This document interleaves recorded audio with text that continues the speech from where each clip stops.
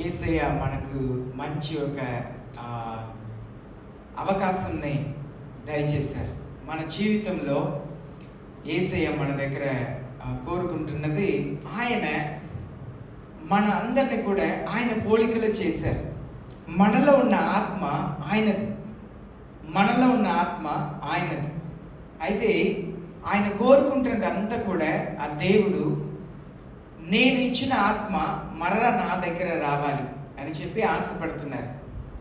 కనుక ఈ లోకంలో మనం జీవించే వాళ్ళందరిలో కూడా దేవుడు ఆత్మని పెట్టారు.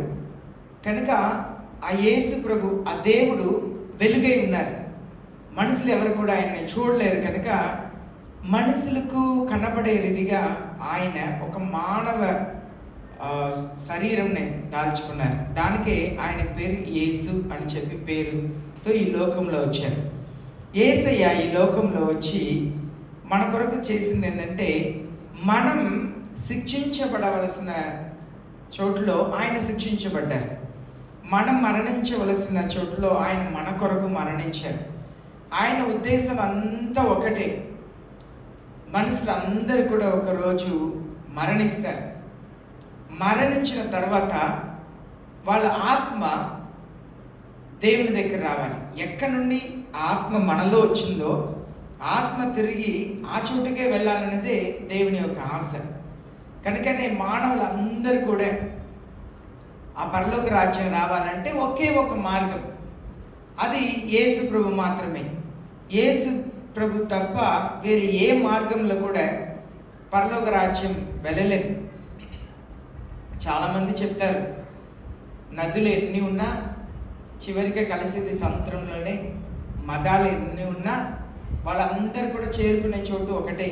అది చెప్పటానికి వినటానికి ఆలోచన చేస్తే అవును కదా, నదులంతా ఎన్నో నదులు ఉన్నాయి, అన్ని సముద్రంలోనే కలుస్తున్నాయి, ఎన్ని మతాలు ఉన్నా మనుషులు చేరే చోటు ఒకటే అని చెప్పి మనం అనుకుంటున్నాం. కానీ వినటానికి బాగుంది, కానీ వాస్తవంలో అది నిజం కాదు. మనుషులందరూ కూడా ఎక్కడ వెళుతున్నారంటే నరకంలోకి వెళుతున్నారు. నరకం అంటే అది మనుషుల కొరకు దేవుడు చేయలేదు. సాతానుడు అనగా దేవుడు సృష్టించిన ఒక వ్యక్తి, ఒక దేవదూత ఆ దేవుణ్ణి వ్యతిరేకించారు. ఎలా వ్యతిరేకించారు? దేవుణ్ణి వ్యతిరేకించలేదు, కానీ మనసులో నన్ను కూడా ఈ దేవదూతలందరూ కూడా నమస్కరిస్తే బాగుండిద్ది కదా అని దేవుని స్థానంలో తను తాను హెచ్చించుటకు ప్రయత్నం చేశాడు. కనుక దేవుడు ఆయన్ని త్రోసివేశారు. ఆయన వస్తా వస్తా పరలోకంలో మూడులో ఒక భాగం, అనగా మూడులో ఒక భాగం అంటే 30 లక్షలు అంటే 10 లక్షల మంది, 3 కోట్లు అంటే 1 కోటి, అలా మూడులో ఒక భాగం దేవదూతల్ని ఆయనతో పాటు తీసుకొచ్చాడు. వాళ్ళందరూ కూడా దేవుడి దగ్గర నుండి వచ్చిన తర్వాత దేవుని సన్నిధిలో ఉన్నప్పుడు ఉన్న వెలుగంతా పోయి చీకటిగా మారిపోయారు. వాళ్ళలో వచ్చిన మంచి మాటలు దుర్భాషగా మారిపోయింది. వాళ్ళు దేవుని సన్నిధిలో ఉన్నప్పుడు అందంగా ఉండేవారు, అసహ్యంగా మారిపోయారు. వాళ్ళ కొరకు దేవుడు నియమించిన ఒక చోటే నరకం. అయితే సాతానుడు ఏం చేస్తున్నాడంటే, మనుషులందరినీ దేవుడు తన పోలికలా చేశారు కనుక వాళ్ళందరినీ నాతో పాటు తీసుకువెళ్ళాలి అని ప్రయత్నం చేస్తున్నాడు. వీడు మనుషుల్ని ఆయన ఉండే చోటుకి తీసుకువెళ్ళాలంటే వాళ్ళు దేవుడిలా ఉండకూడదు. పరలోకంలో యేసయ్య ఉన్నారు, దేవుడు ఉన్నారు. ఆయన ఉన్న చోటులో మనం ఆయనతో పాటు ఉండాలంటే మనం ఆయనలా ఉండాలి. ఆయనలా ఉండాలంటే మనం ఆయన పోలిక కలిగి ఉండాలి, ఆయనలా మాట్లాడాలి, ఆయనలా ప్రవర్తించాలి. ఎందుకంటే ఆయన మంచి దేవుడు, ఆయన సత్యం మాట్లాడతారు, ప్రేమ మాట్లాడతారు, మంచితనమే ఆయన గుణమంతా కూడా. కానీ సాతానుడు అలా కాదు. ఆయన ఉండే చోటకు ప్రజలు తీసుకెళ్ళాలంటే ప్రజలు బూతులు మాట్లాడాలి, చెడు మాట్లాడాలి, అబద్ధం మాట్లాడాలి, దేవునికి విరోధమైన కార్యం చేయాలి, ఈ లోకంలో చెయ్యకూడని పని అంతా కూడా చేయాలి. అప్పుడు వీళ్ళందరూ కూడా దేవుడి దగ్గర వెళ్ళలేరు. దేవుడి దగ్గర ఎవరు వెళ్ళలేరో వాళ్ళందరూ కూడా ఆయనతో పాటు నరకం తీసుకువెళ్ళాలి. నరకం అంటే అదే అగ్నిగుండం, అగ్ని ఆరదు, పురుగు చావదు, కఠినమైన చీకటి నిండిన చోటు అన్నారు యేసయ్య. అయితే మానవులైన మనల్ని యేసయ్య ఆయనతో పాటు పరలోకం తీసుకెళ్ళటకే ఈ లోకంలోకి వచ్చిన దాన్ని క్రిస్మస్ పండుగగా మనం చేసుకుంటున్నాం. యేసయ్య చిన్న ఒక బాలుడుగా వచ్చి జన్మించారు. ఆయన 33.5 సంవత్సరాలు ఈ లోకంలో జీవిస్తే ఆయన ఎన్ని మేలు చేసినా, ఎంత మంచి మాట్లాడినా ఆయన్ని ప్రజలు ద్వేషించి ఆయన తీసుకువెళ్ళి సిలువలో వేశారు. చూడండి, ఇంగ్లీష్లో ఒక మాట చెప్తారు, a good man is the villain of all in a society. In a good society, a good man is the villain of all. అంటే ఒక మంచి సమాజం, ఒక చెడ్డ సమాజంలో, ఈవిల్ సొసైటీ, ఒక చెడ్డ సమాజంలో ఒక్క మంచి వ్యక్తి అందరికి శత్రువు అంట. ఎందుకంటే సమాజంలో అందరూ చెడ్డవాళ్ళు, ఒక వ్యక్తి మాత్రం మంచి వ్యక్తిగా ఉంటే వాళ్ళందరూ ఆయన్ని ఇష్టపడరు కదా. అదే యేసు ప్రభుకి జరిగింది. ఆయన వచ్చి ప్రేమ మాట్లాడుతున్నారు, అందరిని బాగు చేస్తున్నారు, అందరికి మేలు చేస్తున్నారు. ప్రజలు ఆయన్ని ఇష్టపడలేదు. అయితే ఆ యేసు ప్రభు ఈ లోకంలో ఉన్నప్పుడు మనుషులు మనల్ని చూసి ఒక మాట చెప్పారు. మన మనుషులందరినీ కూడా యేసయ్య రకరకాలుగా పోల్చారు. కొన్ని సందర్భంలో మనుషుల్ని చేపలకు పోల్చారు, కొన్ని సందర్భంలో మనల్ని చెట్లకు పోల్చారు. ఇప్పుడు చెట్టు ఏం చేస్తుంది? మనల్ని బ్రతికిస్తుంది కదా. మనం ఆక్సిజన్ గాలి పీలుస్తున్నాం, మనం వదిలే గాలిని అది తీసుకొని మంచి గాలిని మనకిస్తుంది. చూడండి, కరోనా వచ్చింది, కోటీశ్వరులు వరుసగా కారులో సిలిండర్ పెట్టుకొని కూర్చున్నారు. చనిపోయిన వాళ్ళు ఎక్కువ శాతం మీరు చూస్తే బాగా డబ్బు ఉన్నవాళ్ళు కదా. పేద వాళ్ళందరూ కూడా వాళ్ళు సామాన్యంగా బ్రతుకుతున్నారు. నాకు తెలిసిన వరకు మరణించిన వాళ్ళు ఎక్కువ శాతం ధనవంతులు, కోటీశ్వరులు. విజయవాడలో ఒక ఆమె ఒక పాస్టర్ గారిని పిలిచి వాళ్ళ భర్త ఎత్తు అంత అప్పుడు 2000 రూపాయలు ఉంటుంది కదా, ఆ కట్టల్ని పెట్టి నా భర్త ఎంత ఎత్తో, ఆయన ఎంత బరువో అన్ని 2000 కట్టలు ఇస్తాను, నా భర్తను బ్రతికించండి, నువ్వు కాలు మీద పడి బ్రతికినాడు దాన్ని కాపాడగలుగుతారా? దేవుడు మనుషుల్ని చెట్టుకు పోల్చారు. ఎందుకంటే పురుషులు మనం బ్రతికించగలుగుతాం. దానికి యేసు ప్రభుకు ముందు ఒక వ్యక్తిని పంపించారు. ఆయన పేరు యోహాను పేరు. ఆయన ఏం చేసేవారంటే మనుషుల పాప క్షమాపణ కొరకు ఈయన దేవుని బిడ్డ అని చెప్పి నీళ్ళలో వారిని ముంచి బాప్తిసం ఇచ్చేవారు. కనుక మనం ఆయన్ని బాప్తిసం ఇచ్చే యోహాను అని చెప్తాం. ఆయన పేరు యోహాన్, ఆయన ఆ పని చేస్తారు కనుక బాప్తిసం ఇచ్చే యోహాన్ అని చెప్పి చెప్తాం. ఆయన ఏం చెప్పారంటే బాప్తిసం ఇచ్చే ముందు ఒక మాట చెప్పారు, bear fruit in keeping with repentance. మన మారు మనసుకి ఏదైనా ఫలంని ఫలించాలంట. మనల్ని అయితే యేసయ్య చెట్టుకు పోల్చారు. ఆయన కూడా అదే చెప్తారు, మనం మారు మనసుకి ఏదైనా ఫలంని ఫలించాలంట. అనగా దేవుడు మానవులందరికీ కూడా స్వచ్ఛతను ఇచ్చారు. మీ ఇష్టం, మీరు ఏ మార్గంలోనైనా మీరు నడవచ్చు, ఏ నిర్ణయమైనా మీరు తీసుకోవచ్చు. మీరు సంపాదించిన డబ్బుని ఎలాగైనా ఖర్చు పెట్టుకోవచ్చు. ఇదిగో పాస్టర్ గారు మిమ్మల్ని రండిని పిలిచినప్పుడు మీరు రావచ్చు, లేదు నాకు కుదరదని చెప్పి ఇంట్లో ఉండవచ్చు. అందరికీ కూడా స్వచ్ఛతను ఇచ్చారు. నేను కూడా నా భార్య సమాజంలో మంచిగా ఉండాలి. నేను నా భార్యని ఇంట్లో కూర్చోబెట్టి ఆమెను పోషించాలి. నా పిల్లలు కూడా ఉన్నతమైన ఒక చదువు చదవాలి. సమాజంలో నా భార్య అందరితో పాటు విలువ కలిగిన ఒక జీవితం జీవించాలి. నా పిల్లలు సమాజంలో అంతస్తు కలిగిన వారితో పని చేయాలి, వారితో ఉండాలి. దానికి ఒక భర్తగా నేనేం చేయగలుగుతానో దాన్ని అంతా కూడా నా భార్య పిల్లలకు చేసి పెడతాను. అలాంటి ఒక నిర్ణయం తీసుకోవచ్చు. లేకపోతే మనం ఒక నిర్ణయం తీసుకోవచ్చు, నేను కష్టపడుతున్నా, ఆమె ఎందుకు ఇంట్లో కూర్చొని తినాలి, నేను కష్టపడే వీళ్ళని చదివించాలా, వాళ్ళు చదవటం రాదా, కష్టపడటం వాళ్ళని ఎందుకు కష్టపడి చదివించాలి, ఎదురు తిరుగుతున్నాడు, మాట వినట్లేదు, వాడిని ఎందుకు నేను పోషించాలి అని చెప్పి భార్యని పనికి పంపించి పిల్లల్ని కూడా చదువుకు సహాయం చేయకుండా మన ఇష్టానుసారంగా కూడా జీవించవచ్చు. అదంతా కూడా మానవులకి దేవుడు స్వచ్ఛతను ఇచ్చేశారు. ఎవరిని కూడా దేవుడు బలవంతం చేయరు, నువ్వు ఇలాగే బ్రతకాలి అని చెప్పి ఎవరిని బలవంతం చేయరు. కానీ మనుషులు ఇలా బ్రతికితే కుటుంబం బాగుండిద్ది, భార్య పిల్లలు బాగుంటారు. నువ్వు ఇలా నడుచుకుంటే నువ్వు శాంతి కలిగి ఉంటావు, సమాధానం కలిగి ఉంటావు. నువ్వు ఇలా నడుచుకుంటే సమాజంలో ఇతరులాగే నువ్వు కూడా ఉన్నత స్థానంలో ఉంటావు, నీకు కూడా సమాజంలో విలువ ఉంటుంది అని చెప్పి దేవుడు నేర్పిస్తున్నారు. సినిమా థియేటర్కి వెళ్ళండి, అక్కడ వెళ్తే కేకలు వేస్తారు, అరుస్తారు, సగం బట్టలు వేసుకొని డ్యాన్సులు చేస్తారు. ఒక వ్యక్తి ఎగిరి ఎగిరి 10 మందిని కొడతాడు, కానీ నిజంలో బయట ఎగిరి కొట్టగలుగుతాడా? కొట్టలేడు. అదే సగం బట్టలతో వీధిలో నడవగలుగుతారా? చేయలేరు.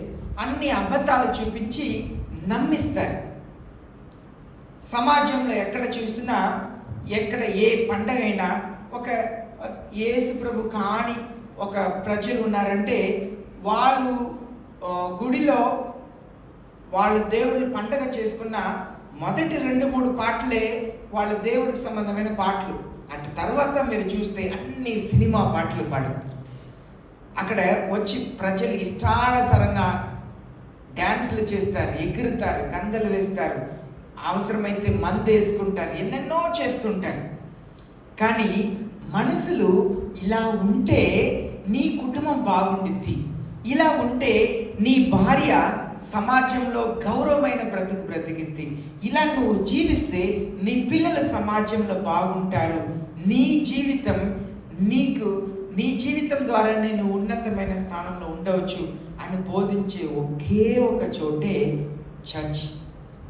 ఈ దేవుని మందిరంలోనే నువ్వు కూడా బాగుండాలి, సమాజంలో నువ్వు కూడా మంచిగా ఉండాలి, నువ్వు కూడా ఉన్నతమైన బ్రతకాలని నేర్పించే ఒకే చోటు చర్చి మాత్రమే. ఈ చర్చి ఎలాంటిదంటే ఒక హాస్పిటల్ లాంటిది.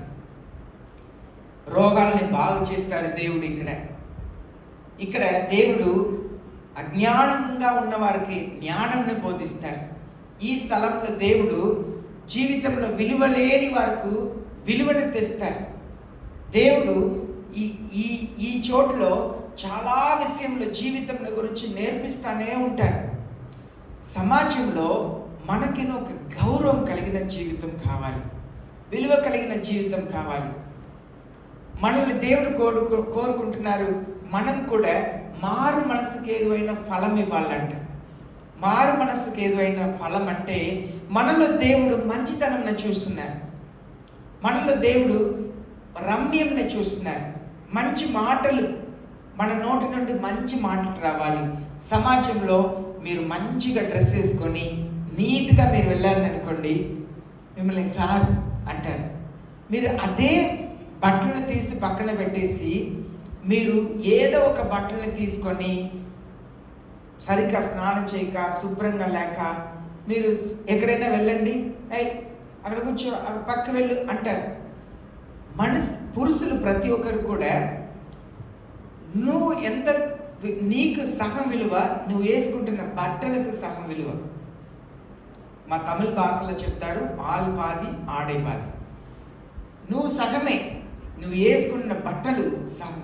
నీకు పూర్తి అయిన విలువ ఎప్పుడు వస్తుందంటే నువ్వు ఒక సగం, కానీ నువ్వు వేసుకుంటున్న బట్టలకు సగం విలువ ఇస్తున్నారు. అప్పుడే పూర్తి విలువ. ముందు పురుషులైన మనం సమాజంలో విలువను సంపాదించుకోవాలంటే మంచి బట్టలు ధరించుకోవాలి. ఎక్కడ వెళ్ళినా ఫస్ట్ మనసులు చూసేది కాళ్ళనే. దానికే పెళ్ళి అయిన ప్రతి స్త్రీలు కూడా కాళ్ళకి మెట్లు వేస్తారు. ఎందుకు? పురుషులు వెంటనే చూసింది అమ్మాయికి పెళ్ళి అయిందా కాదా. మనుషులు అందరూ కూడా ఫస్ట్ ఒక వ్యక్తిని చూసేది, ముఖంని చూసిన ప్రాముఖ్యంగా చూసేది కాలు ఎందుకు చూస్తున్నారంటే మన బట్టలు, రెండవదిగా మనకు విలువ తీసుకొస్తున్నది మనం వేసుకుంటున్న చెప్పులు. మనం వేసుకుంటున్న అది ఏ చెప్పులైనా సరే నీట్గా ఉండాలి. మనం బట్టలు వేసుకునే బట్టలు నీట్గా ఉండాలి. మనం మారు మనసు ఏదైనా ఫలం ఇవ్వాలంటే ముందు మనలో కార్యం జరగక ముందు మనం బయట కూడా మనల్ని మార్చుకోవాలి. మనం ఏం చేస్తున్నాం? రోజు లేచిన వెంటనే నిన్న పొద్దున స్నానం చేశాం కదా, నేను ఎందుకు ఇప్పుడు స్నానం చేయాలి అని అనుకుంటామా? కాదు. ఈరోజు లేచిన వెంటనే పళ్ళు దూకుంటాం, మొహం కడుక్కుంటాం, స్నానం చేస్తాం. అవునా? మనం ప్రతిరోజు కూడా మనల్ని మనం శుభ్రం చేసుకుంటానే ఉంటాం. అలాగే మనకు మన లోన కూడా శుభ్రం చేయాలి. మనం ఎలాగూ మన తల దూకుంటున్నాం, నూనె వేసుకుంటున్నాం, తల దూకుంటున్నాం, పళ్ళు దూకుంటున్నాం కదా, మోం కడుక్కుంటున్నాం, స్నానం చేస్తున్నాం. అలాగే మన జీవితమునకు విలువ కావాలని మనం ఎలా బయట బాగు చేసుకుంటున్నామో దేవుడు మన లోపల బాగు చేయాలని ఆశపడుతున్నారు. మన లోన బాగు చేయాలి. సమాజంలో మనకు విలువ ఇచ్చేది మన బట్టలకు. ముందు ప్రజలకు మనకు చదువు ఉందా, ఎంత సంపాదిస్తాం, అదంతా చూడక ముందు ఫస్ట్ మనల్ని చూసినప్పుడు మన బట్టల్ని చూస్తారు, మన చెప్పుల్ని చూస్తారు, మన తల దూకొట్టం చూస్తారు, ఎంత నీట్గా ఉన్నామని చూస్తారు కదా. దానికి మన సమాజంలో విలువ మనకు కలిగి ఉండాలంటే ముందు బయట మనం శుభ్రంగా ఉండాలి. మంచి ఉన్న దాంట్లో మంచి బట్టలు వేసుకోవాలి, మంచి చెప్పులు వేసుకోవాలి, నీట్గా కనబడాలి. ఎలాగ తర్వాతనే ప్రజలు మీరు ఏం పని చేస్తున్నారు, ఎంత సంపాదిస్తున్నారు, మీరు భార్య ఏం చేస్తున్నారు, మీ పిల్లలు ఏం చేస్తున్నారు, అదంతా తెలుసుకోవటానికి ఇష్టపడతారు. ముందు మనల్ని చూసిన వెంటనే ప్రజలు మనకు విలువ ఇచ్చేది బట్టల్ని బట్టి, చెప్పుల్ని బట్టి. అయితే మనసుల ఎదుట మనకు విలువ బయట ఉన్న దాన్ని బట్టి దొరికేటట్లుగా దేవుని దగ్గర మనకు విలువ రావాలంటే మన లోన శుభ్రంగా ఉండాలి. ఎలాగూ మన శరీరంని శుభ్రం చేసుకుంటామో మన లోన కూడా మనం శుభ్రం చేసుకోవాలి, ఆత్మని శుభ్రం చేసుకోవాలి. ఆత్మని శుభ్రం చేయటం ఇంట్లో ఏం చేస్తాం, నీళ్ళు పోసి స్నానం చేసుకుంటాం, నదికి వెళతాం కదా. కానీ లోన ఉన్నది శుభ్రం చేసే స్థలమే ఈ చర్చ్. ఈ లోన ఉన్న ఆత్మని శుభ్రం చేయాలంటే అది ఇక్కడ దేవుని సేవకులు పాటలు పాడి దేవుని మాటలను చెప్పి మీకు ప్రార్థన చేసేటప్పుడు లోన శుభ్రమైంది. లోన శుభ్రం చేయాలంటే చర్చికి వస్తేనే లోన శుభ్రమైంది. బయటంతా కూడా మన ఇంట్లో చేసుకోవచ్చు, కానీ లోన శుభ్రంగా ఉండాలంటే మనసులో శుభ్రంగా ఉండాలి. లోన శుభ్రంగా ఉండాలంటే చర్చికి రావాలి. అలా చర్చికి వస్తప్పుడు అప్పుడే దేవుడు మన దగ్గర కోరుకుంటున్న మారు మనసుకి ఏదైన ఫలం మీరు ఫలించండి అని చెప్తున్నారు కదా.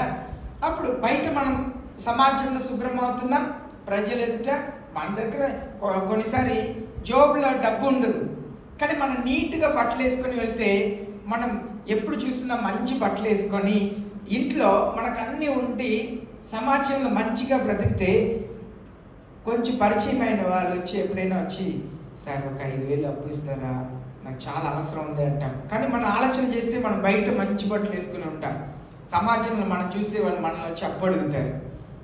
కానీ మన దగ్గర డబ్బు ఉండదు. మనం వేసుకున్న బట్టలు సమాజంలో విలువ ఇస్తుంది. అలాగే మన బంధువుల మధ్యలో విలువ కావాలంటే మన ఇంట్లో సమాజంలో ప్రజలు మన ఇంటికి రావాలి, మనకు కూడా విలువ కావాలంటే ఇంట్లో ఉన్నదంతా ఉండాలి. ఇంట్లో ఒక స్టవ్, 4 వంట పాత్రలు, మాసిపోయిన మంచం, కూర్చోటానికి కుర్చీ లేక, బట్టలంతా కూడా అక్కడక్కడ తగిలించి ఒక బీరో లేక, అలా ఉంటే అద్దెకి ఇల్లు ఇచ్చిన వాళ్ళు కూడా వచ్చి కసురుకుంటారు, ఇల్లు శుభ్రంగా పెట్టుకోండి అంటారు. రెండవ సమాజంలో మనకు విలువ కావాలంటే మన భార్య పిల్లలకు విలువ కావాలి. మన పిల్లలు వాళ్ళు ఎదుగుతున్నప్పుడు సమాజంలో తల ఎత్తుకొని మంచిగా ఉండాలంటే మన ఇంట్లో కూడా కావలసినది ఉండాలి. మొన్న నేను ఒక 4 రోజుల క్రితం ఒక ఆమె వాళ్ళ భర్తతో మాట్లాడమని నన్ను తీసుకెళ్ళారు. మేము ఒక చిన్న ఫోన్ ఇచ్చాం, ఆ ఫోన్ని బాగా కొట్టేశారు. ఇంట్లో ఉన్న వస్తువులంతా కూడా భార్య లేనప్పుడు తీసుకెళ్ళి అమ్మేశారు. స్టవ్ పెట్టే బండ ఉంది, బండని పగలగొట్టి దాన్ని పడేశారు. భార్య లేనప్పుడు సిలిండర్ని తీసుకెళ్ళి అమ్మేశారు. ఎవరికి అమ్మారు ఆయనకు గుర్తులేదు, ఈమెకు తెలియదు. 4 పిల్లలు, 3 అబ్బాయిలు, 1 అమ్మాయి. ఇంట్లో వెళ్ళి చూస్తే ఏమీ లేదు. ఫుల్ తాగి వచ్చి నేను అన్నం వండుతా అని చెప్పి సరే వండు అని చెప్తే ఆయన హోటల్లోనే పనిచేస్తారు. బియ్యం కడిగి స్టవ్ మీద వేయకుండా ఆ బియ్యం తీసి అలా పక్క ఇంటి రేకుల మీద వేసారంట. భార్య పిల్లల్ని రాత్రిపూట వాళ్ళని అరిసి బయట ఉండమంటే చలిలో రాత్రి అంతా బయట ఉన్నారంట. ఆ పిల్లలు అమ్మ ఆకలేస్తుందమ్మా ఆకలేస్తుందమ్మా అంటే, అప్పుడు మేము ఇక్కడ ఉన్నాం. పోయిన వారం క్రిస్మస్ జరుగుతున్నప్పుడు జరిగింది. మేము మట్ట రోజు వెళ్తే కాలం వచ్చి అడుగుతున్నారు, ఆకలేస్తుందమ్మా, ఇంట్లో ఏమీ లేదమ్మా, బియ్యం అంతా. ఆమె మా ఊర్లో రేషన్ బియ్యం ఇస్తుంటారు. రేషన్ బియ్యం ఇస్తుంటే అక్కడ వాళ్ళ కార్డు లేదు. ఆమె నిలబడి కిలో 8 రూపాయలకి కొన్ని వాళ్ళ రేషన్ బియ్యం ఉచితంగా తీసుకొని వాళ్ళకి వద్దంటే కిలో 8 రూపాయలు. ఆ బియ్యం అంతా 20 కిలో బియ్యం తీసుకెళ్ళి నీళ్లు డ్రమ్ములో పోసేసాం. తాగిన మత్తులో ఆమె వచ్చి ఏడుస్తుంది. మా పాస్టర్ మా దగ్గర బట్టలు ఊడదీసి పిల్లల ముందు తిరుగుతున్నాడండి. సిగ్గుపడి పిల్లలు, నా కూతురు ఇంటి బయట వెళ్ళి కూర్చుంటుందండి అని వచ్చి ఏడుస్తున్నారు. వెళ్ళి ఆయనతో మాట్లాడటానికి వెళ్ళాం. ఆ రోజు తాగకుండా, ఇంట్లో ఏమి లేదు, తినటానికి ఏమి లేదు, ఏదో 2 పాత్ర ఉంది. మా పాస్టర్ మా రోజు ఆమెకి ఏదైనా పంపిస్తూ ఉంటారు. 3 అబ్బాయిలు 1 అమ్మాయి.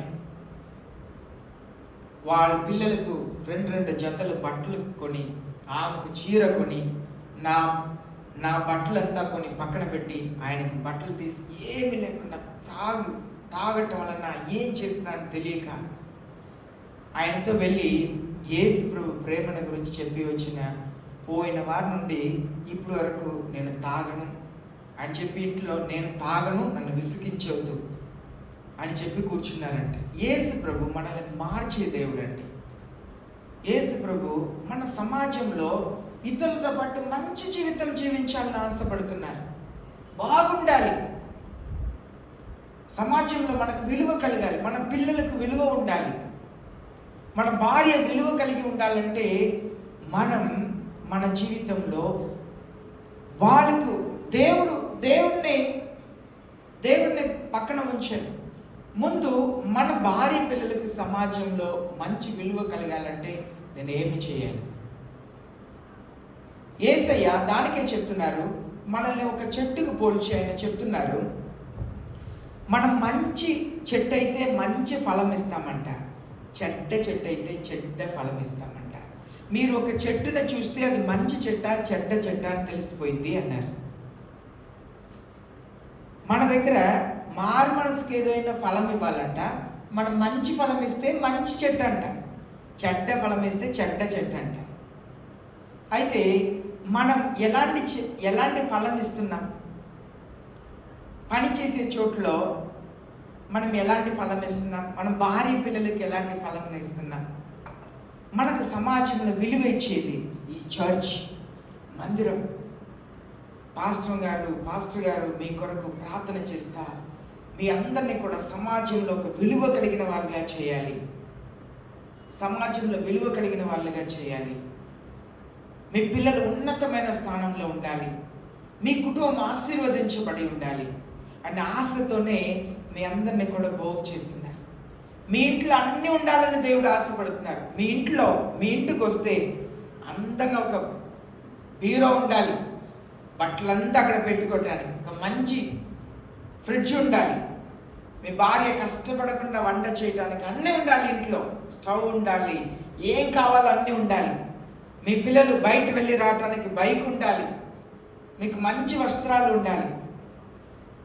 అదంతా చేయాలంటే మనలో ఏదైతే చెడ్డ ఫలం ఉందో ఆ చెడ్డ ఫలంని పోగొట్టుకోవాలి, ఆ చెడ్డ ఫలం లేకుండా చేయాలి. ఒక కొమ్మ ఉంది, ఆ కొమ్మలో వచ్చే ఫలం అంతా కూడా చేదుగా ఉందని అనుకోండి, మనం ఈ కొమ్మని నరుకుతున్నాం. ఇంకా ఆ చెట్టులో ఒక కొమ్మ ఉంది, ఆ కొమ్మలో ఉన్న ఫలం అంతా కూడా చెడ్డగా ఉంది, ఆ కొమ్మని నరుకుతున్నాం. మళ్ళీ ఇంకా ఒక కొమ్మ, అనగా మన జీవితంలో చాలా చాలా రకరకాలు ఉన్నాయి దేవునికి ఇష్టం లేనిది. అది మందు తాగటమో, లేదు బూతులు మాట్లాడటమో, సంపాదించిన డబ్బుని విరయంగా చేయటమో, ఎన్నో ఉన్నాయి. అయితే దేవుని వాక్యం ఏమని చెప్తుందంటే, ప్రతి ఒక్క చెట్టు వేరు దగ్గర కొట్టరిని ఉంచారంట దేవుడు. ఏ చెట్టు అయితే ఫలం ఇవ్వట్లేదో ఆ చెట్టుని నరికి, వేరుతో సగం నరికి అగ్నిలో పారేస్తారంట. ఒకరోజు యేసు ప్రభు ఉదయకాలం శిష్యులతో పాటు వస్తున్నారు. ఒక చెట్టు చూస్తే చాలా పచ్చిగా ఉంది. ఆ చెట్టు దగ్గర వెళ్ళి ఫలం ఉందా అని చెప్పి చూశారంట. ఏ ఫలం లేదంట ఆ చెట్టులో. అప్పుడు వెంటనే యేసు ప్రభు ఇలా అన్నారంట, ఎన్నడూ నీలో నుండి ఏ ఫలము రాకుండా ఉండను గాక అన్నారంట.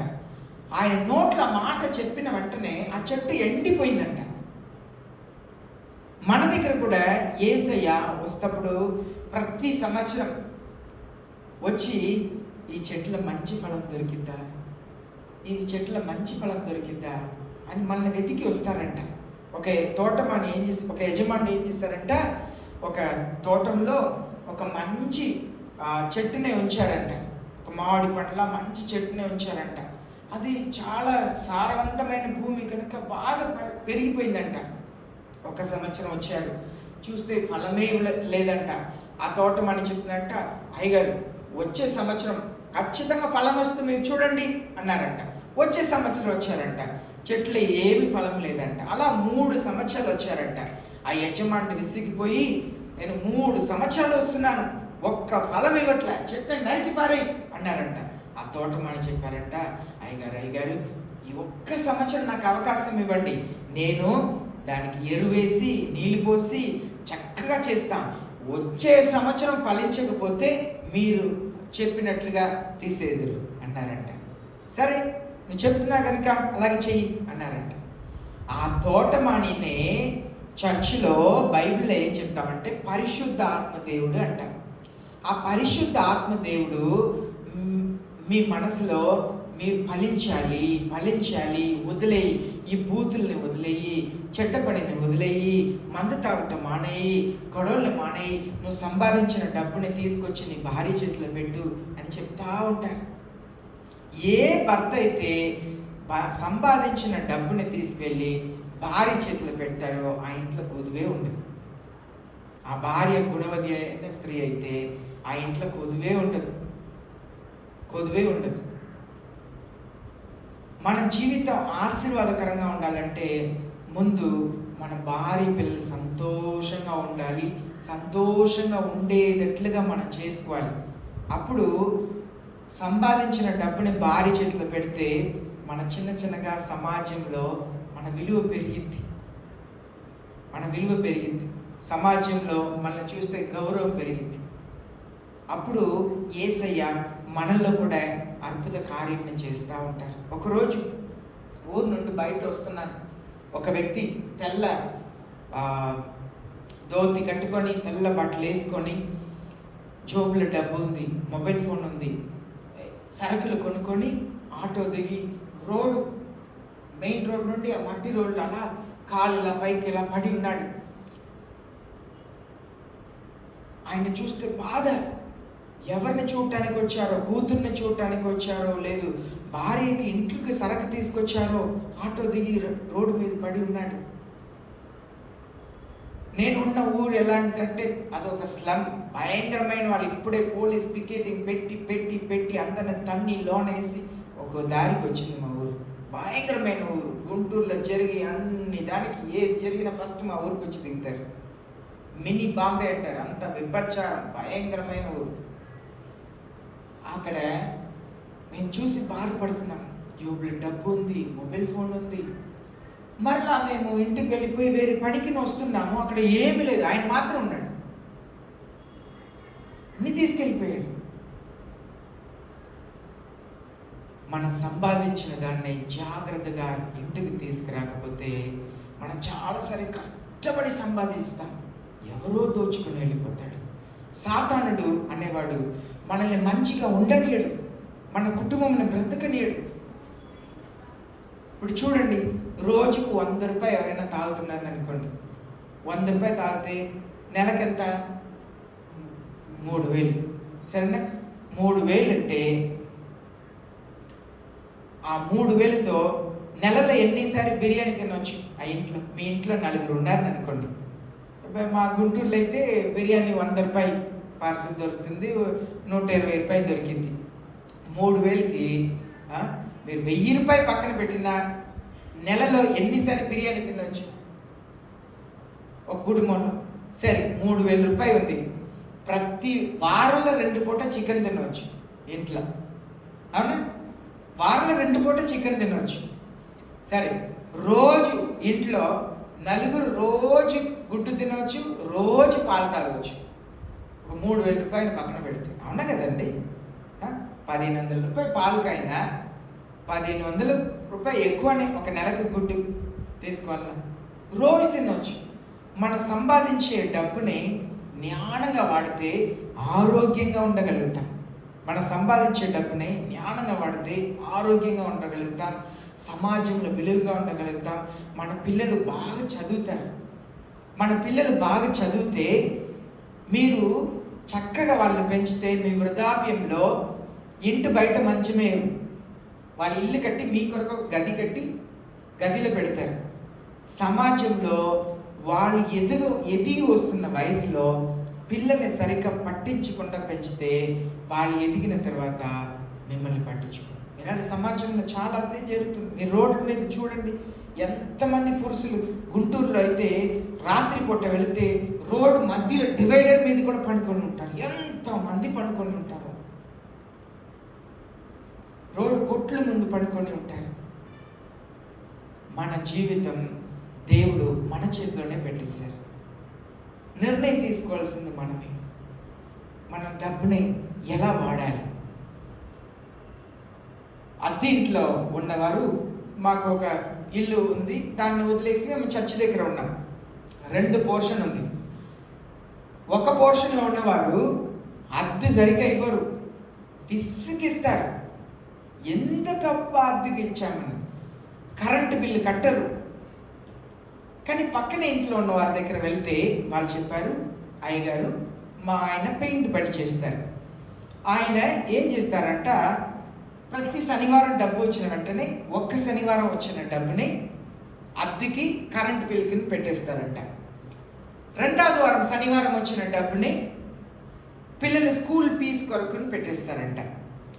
3వ శనివారం వచ్చే డబ్బుని చీటీ వేస్తారు కదా, దానికి ఉంచేస్తారంట. ఆ 4వ శనివారం వచ్చే డబ్బుని ఇంట్లో సరుకులకు, మిగిలిన పిల్లల బాటలో దేనికైనా దాన్ని ఉంచుతారంట. పక్కన ఉన్నవారు కూడా అదే పనినే చేస్తున్నారు. ఆయన ప్లంబర్ పని చేస్తుంటారు. పక్క ఇంట్లో ఉన్నవారు వాళ్ళు అద్దె కట్టరు, కరెంటు బిల్లు కట్టరు, విసిగిచ్చి వేధిస్తారు. ఇక్కడ ఇద్దరూ సంపాదిస్తున్నారు, 2 కుటుంబంలో సంపాదిస్తున్నారు. ఈ కుటుంబంలో భార్య సంపాదిస్తున్నారు, భర్త సంపాదిస్తున్నారు. ఈ కుటుంబంలో భార్య సంపాదిస్తున్నారు, భర్త సంపాదిస్తున్నారు. కానీ ఈ కుటుంబానికి ఈ కుటుంబానికి ఉన్న తేడా ఏంటంటే, వీళ్ళు జీవితంలో మేము బయట మాట పడకూడదు, సమాజంలో విలువగా ఉండాలి, మా పిల్లలు మంచి స్కూల్లో చదవాలి అని చెప్పి ఒక దృక్పథం కలిగి ఉన్నారు. కానీ ఈ ఇంట్లో ఉన్న వాళ్ళు కూడా సమాజంలో బాగుండాలని వచ్చిన డబ్బుని తీసుకెళ్ళి సినిమాకి వెళ్ళటం, మంచిగా తినేయటం ఒక ప్లాన్ లేదు. మన జీవితంని మనమే మంచి మార్గంలో నడుచుకోవాలంటే మన దేవుని సన్నిధికి వస్తే దేవుని సేవకులు బోధిస్తారు. చూడండి, నేను 2 వయసులో మా అమ్మ తీసుకెళ్ళి నన్ను ఒక అనాథాశ్రమంలో పెట్టేశారు. మా అమ్మ నాన్నకు పెళ్ళి అయితే మా అమ్మ బంగారం అంతా గదిలో పడేసి వెళ్ళి స్నానం చేసి వచ్చి చూస్తే బంగారం లేదంట. వాళ్ళ అత్తగారు మాత్రమే ఉన్నారంట. వాళ్ళ అత్తగారిని అడిగారంట, అత్తయ్య బంగారం కనపడలేదంటే, నేనేం దొంగ, నువ్వు ఎక్కడ పెట్టావో అది ఇది అని చెప్పి మాట పెరిగితే వెంటనే పెద్ద గొడవ అయిందంట. మా అమ్మ అయితే వెంటనే వాళ్ళ అమ్మ వాళ్ళ ఇంటికి వెళ్ళిపోయారు. 3 నెలల తర్వాత నేను కడుపులో ఉన్నాను తెలుసుకొని మా నాన్న దగ్గర వెళ్తే ఆయన ఆ 3 నెలల వేరే ఒక అమ్మాయిని పెళ్లి చేసుకున్నాడు. మా అమ్మని బాగా కొట్టితే మా అమ్మ పిచ్చి పట్టినట్లు అయిపోయారంట. అంటే మాట్లాడరంట, మౌనంగా ఉంటారంట. ఏం మాట్లాడరంట, మౌనంగా ఉంటారంట. నన్ను కన్న తర్వాత పాలు ఇవ్వటం తెలియదంట. తీసి వడిలో పెడితే అడిలో అలా పట్టుకొని కూర్చుంటారంట, కింద పెడితే అలాగే కూర్చుంటారంట.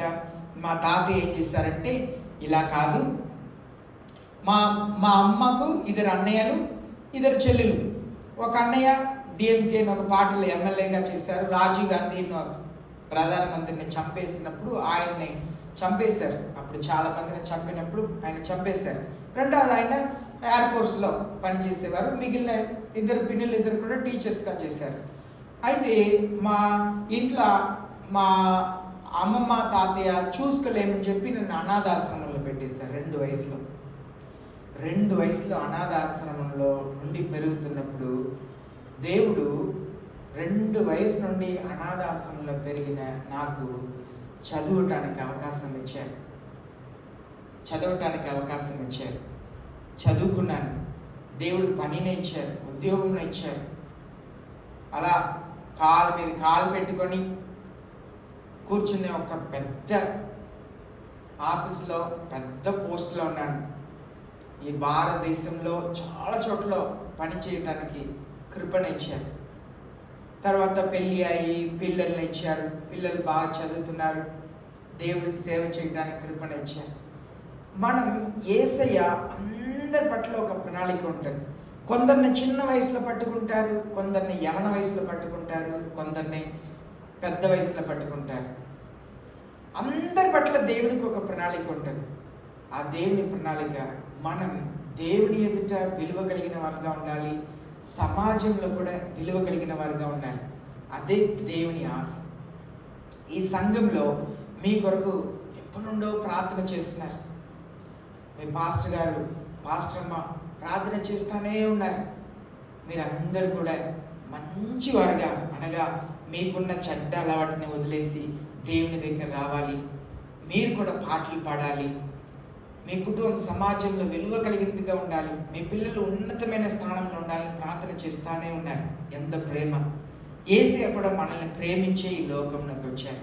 దానికి ఆయన ప్రేమని సేవకుల ద్వారా చూపిస్తారు. ఆ ప్రేమ బయట దొరకదు, సేవకుల ద్వారానే ఆ ప్రేమను చూపిస్తుంటారు. కారణం ఏంటంటే మన ఈ లోకంలో బాగుండాలి, పరలోకంలో బాగుండాలి. మనల్ని వేసే చెట్టుకు పోల్చడానికి కారణం ఏంటంటే మన మంచి చెట్ట చెడ్డ చెట్టాన్ని మనం దేవునికి రుచిపరచాలి, మనుషులకు రుచిపరచాలి. మనుషులు మనం చూసినప్పుడు రమ్యమైన చెట్టుగా కనబడాలి, ఆశ కలిగి మన దగ్గర రావాలి. ప్రజలు మంచి మామిడి పండు ఉన్న చెట్టుని చూస్తే దగ్గర వెళ్ళాలి, ఎలాగైనా ఆ పండుని తీసుకోవాలని ఆశపడతారు కదా. ప్రజలు ఆశపడి మన దగ్గర రావాలి, మన దగ్గర మాట్లాడాలి, మన దగ్గర సలహా తీసుకోవాలి, మన దగ్గర సమయం గడపాలని ఆశ కలిగి రావాలంటే మనం మంచి చెట్టుగా మారాలి. దానికి యేసు ఏం చేశారంట, చెట్టైన ఒలివ కొమ్మ, అనగా చెడ్డ చెట్టుని తీసుకెళ్ళినరికి దాన్ని ఆయన చెట్టుతో అంటగట్టారంట. క్రాఫ్టింగ్ అంటారు. ఇలా ఈ చెట్టు కొమ్మని నరికి ఇంకా ఒక చెట్టుకి అలా అంటగట్టి అలా కట్టుతారు కదా. పేడని దాని చుట్టూ ఉంచి, ఇప్పుడంతా ఏదేదో వాడతారు, పాతకాలంలో అలా పేడేసి దాన్ని అలా చుట్టుతారు. ఒక 2-3 వారాల తర్వాత చూస్తే ఆ చెట్టుకు అంటుకుపోయింది. తర్వాత ఈ చెట్టులో ఉన్న ఫలం అంతా కూడా దీనికి రావటం మొదలైంది. ఇది వేరే చెట్టు కొమ్మే, కానీ ఈ చెట్టులో వచ్చే ఫలం అంతా కూడా దీంట్లో వచ్చింది. ఎందుకంటే ఈ చెట్టు మంచి చెట్టు. మనం మంచి సంఘంలో, మంచి సేవకుల దగ్గర, మంచి సహవాసంలో ఉంటే మన జీవితం మంచిగా మారింది. మానవులందరూ కూడా పొరపాటు చేసేవారు. ఎన్నో రీతిలో మనం దేవునికి విరోధంగా, మనుషులకు విరోధంగా పొరపాటు చేసేవాళ్ళమే. కానీ ఎప్పుడైతే యేసయ్య దగ్గర వస్తామో యేసయ్య మన జీవితాన్ని మార్చి మనకు విలువని ఇస్తారు. ఇంట్లో విలువ, సమాజంలో విలువ, దేవుని సన్నిధిలో విలువ, పరలోకంలో విలువనే దేవుడు అనుగ్రహిస్తారు. మీరందరూ కూడా యేసయ్యలో ఫలించాలి. మారు మనసుకి ఏదైనా ఫలంనే ఫలించాలి. మీలో ఉన్న దేవునికి ఇష్టం లేనిది పక్కన ఉంచండి. ముందు మీ భార్యకి ఇష్టం లేనిది, మీ పిల్లలకి ఇష్టం లేనిది. మనం చేసే పని ముందు భార్యకి నచ్చిద్దండి, ఇంట్లో భార్యకి నచ్చిద్దా, మన పిల్లలకి నచ్చిద్దా? అవునా కదండి. ముందు దేవుడు అసలే ఏమి ఇష్టపడరు. మనం చేసే కొన్ని పనులు మాటలు ముందు భార్య పిల్లలకే నచ్చదు. అదంతా అలా వదిలిపెడితే మనలో కూడా మంచి ఫలం వచ్చింది. దేవుడు సంతోషపడతారు, మన కుటుంబస్తులు సంతోషపడతారు, మనల్ని బట్టి సంఘం సంతోషపడితే, సేవకులు సంతోషపడతారు, సమాజంలో అందరూ కూడా సంతోషపడతారు. విలువైన జీవితం నేను జీవించగలుగుతాను. యేసయ్య అటు కృపనే మీకు అనుగ్రహించును గాక. మీరందరూ కూడా మీరు తొందరపడకూడదు. యేసయ్య ఏమన్నారంటే, యేసయ్య ఎవరిని కూడా వెంటనే ఏమి అడగరు. యేసయ్య ఎలా అన్నారు, నువ్వు ఒక గోపురంని, నువ్వు ఇల్లుని కట్టక ముందు కూర్చొని నీ ఎలా కడతావు అని ప్లాన్ చేయి. ప్లాన్ చేసిన తర్వాత దాన్ని కట్టుటకు డబ్బు ఉందా, సమృద్ధిగా డబ్బుని చేర్చుకొని అప్పుడు కట్టడం మొదలుపెట్టి అన్నారు యేసయ్య. ఒకవేళ నువ్వు సగం కట్టి అక్కడ వదిలేస్తే చూసే వాళ్ళందరూ నవ్వుతారన్నారు యేసయ్య. అవునా కదా? సగం కట్టి వదిలేస్తే. మన జీవితం గురించి యేసయ్య చెప్పారు. నువ్వు మంచి ఫలం ఇవ్వాలని ఆశపడితే సమాజంలో విలువ కలిగిన వారుగా ఉండాలి, సంఘంలో విలువ కలిగిన వారుగా ఉండాలి, దేవుని దగ్గర విలువ కలిగిన వారుగా ఉండాలంటే ఈ హాస్పిటల్కి రండి, ఈ స్కూల్కి రండి. ఇక్కడ దేవుడు బాగు చేస్తారు. హాస్పిటల్లో మనం ఏం చేస్తాము, మనం ఎవరైనా కత్తి తీసి దొంగ చేతిలో ఉన్న కత్తి ప్రాణం తీసిద్ది, కానీ డాక్టర్ చేతిలో ఉన్న కత్తి ప్రాణం పోసిద్ది. మన డాక్టర్ దగ్గర మరీ ₹1,00,000 ఇచ్చి నన్ను గోయండి పనుకుంటాం కదా, ఎలాగైనా నన్ను బ్రతికించండి అంటాం. దేవుని సన్నిధి కూడా అలాగే మనల్ని బాగు చేసే చోటు ఇది, మనకు విలువ ఇచ్చే చోటు, జీవం ఇచ్చే చోటు. ఈ చోటులో మీరు దేవుని సన్నిధికి వచ్చి మీ జీవితాన్ని మార్చుకున్నప్పుడు మీరు ఫలిస్తారు. మిమ్మల్ని బట్టి అందరూ సంతోషపడతారు, యేసయ్య సంతోషపడతారు. యేసయ్య మీ హృదయంలో మీరు చేర్చుకున్నప్పుడు యేసయ్య మీ జీవితాన్ని మారుస్తారు, మీకు చిరునవ్వుని ఇస్తారు, మీ సంభాగ్యాన్ని ఆశీర్వదిస్తారు. మీ ఇంట్లో వస్తువులు ఒకటి పెరుగుతూ ఉండిద్ది. ఒకరోజు వచ్చింది, ఇల్లు చిన్న ఇల్లు అయ్యా, ఇంకా ఏం కొనబాకంటారు భార్య, ఇల్లుని నింపుతున్నా వద్దు అంటారు. అలాంటి జీవితాన్ని యేసయ్య ఇస్తారు. యేసయ్య అని హృదయంలో చేర్చుకుంటే బట్టలు చాలయ్యా అంటారు, మనం వేరే వాళ్ళకి ఇస్తాము అంటారు. అలా యేసయ్య ఆశీర్వదించే దేవుడు, సమృద్ధిని ఇచ్చే దేవుడు, బ్రతుకునే మార్చే దేవుడు యేసయ్య. మంచి జీవితం ఇచ్చే దేవుడు యేసయ్య, విలువనిచ్చే దేవుడు. మంచి భవిష్యత్తును మీ పిల్లలకి ఇస్తారు. మీ కుటుంబం విలువ కలిగిన కుటుంబంగా దేవుడు చేస్తారు ఎప్పుడైతే యేసయ్యకి జీవితం ఇవ్వాలి. యేసయ్య నిజంగా నేను కూడా మారితే బాగుండేది కదా, అందరికీ ఆశ ఉండేది కదా, నేను కూడా బాగుండాలి, సమాజంలో అందరికీ ఆశ ఉండేది, కానీ చేయలేను. అది చేసే చోటే దేవుని మందిరం. ఎప్పుడైతే మీ మనసులో నిర్ణయం తీసుకుంటారో యేసయ్య తొందరపడి ఏమి అడగరు. ఇంటికి వెళ్ళండి, మంచి మీద పడుకొని కూర్చొని ఆలోచన చేయండి. నా బ్రతికేంటి, నా భార్య బ్రతికేంటి, నా పిల్లల బ్రతికేంటి, నా బట్టలు ఏంటి, నా పిల్లలు ఉంటున్న విధానం ఏంటి. అయ్యో వీధిలో వాళ్ళ పిల్లలందరూ కూడా సమాజంలో బాగున్నారు, నా పిల్లలు బాగున్నారా? ఆలోచన చేయండి. నేను ఒకవేళ ఈరోజు రాత్రి నేను చనిపోతే నేను ఎక్కడ వెళ్తాను?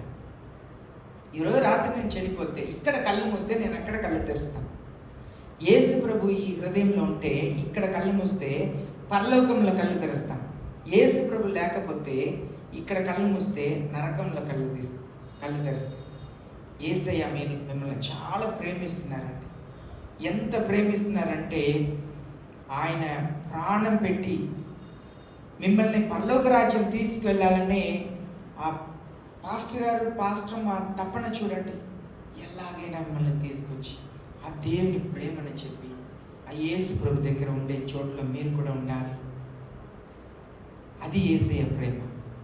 ఎవరైనా చేస్తారండి, సొంత వాళ్ళు పని కొరకు వాడుకుంటారు కదా. ఒక ఎమ్మెల్యేనో ఎవరైనా ఏం చేస్తారు, ఆ బండి తీసుకొని రాయి, పెట్రోల్ పోస్తారు, బిర్యానీ ఇస్తారు, అల్లరి చేసిన తర్వాత ఇంటికి పంపిస్తారు కదా. కానీ మనం బాగుండాలని ఆశపడేది సేవకులే అండి. మన జీవితం బాగుండాలని ఆశపడేది సేవకులే. కనుక యేసయ్యకు మీ జీవితం ఇస్తే మీలో పరిశుద్ధ ఆత్మదేవుడు వచ్చి మీకు త్రాగటం అంటే అసహ్యం పుట్టిస్తారు. మందు వాసన పడితే పక్కేళ్ళు పొగ తాగుతుంటే దాన్ని యేసయ్య మార్చిన తర్వాత ఎవరైనా తాగితే పక్కెళ్ళి తాగు, మనకు పడదు. అలా వాంతి వచ్చేటట్లుగా అనిపించింది. అలా అసహ్యంను పుట్టిస్తారు. మందు వాసన మీద అసహ్యం, పొగ వాసన మీద అసహ్యం, మన జీవితం ఇది ఏం బ్రతుకు అని అసహ్యం పుట్టించి మనల్ని మార్చే దేవుడు యేసయ్య. ఆ యేసయ్య మీ జీవితంలో ఆ యేసయ్యకి చోటు ఇచ్చినప్పుడు మనల్ని ఆశీర్వదిస్తారు. యేసు ప్రభు అట్టి కృపని మీకు అనుగ్రహించిన గాక. ఇంతవరకు ఈ మాటలు విన్న మీ అందరికీ యేసయ్య నామములో వందనాలు. ప్రియమైన పాస్టర్ గారు, మా అన్నయ్య కూడా వందనాలు.